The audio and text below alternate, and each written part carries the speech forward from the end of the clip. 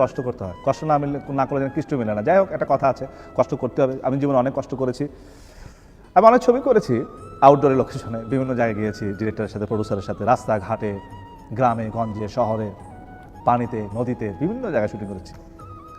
Sadarghat shooting করতে গিয়েছিলাম। নিশ্চয়ই আপনার আমার এক্সপ্রেশন থেকে বুঝতে পারছেন আমি এখনই ক্লান্ত হয়ে যাচ্ছি। বিশাল অ্যারেঞ্জমেন্ট, বিশাল বিশাল ব্যাপার, প্রচুর লোক, তার মাঝখানে আমাকে অ্যাক্টিং করতে হচ্ছে। ক্যামেরাম্যান বলছে এইভাবে দাঁড়াও, ডেটা বলছে ক্যামেরা অ্যাকশন কাট।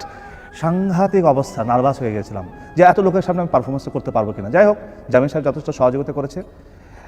সদরঘাটে শুটিং করা খুব কঠিন ব্যাপার।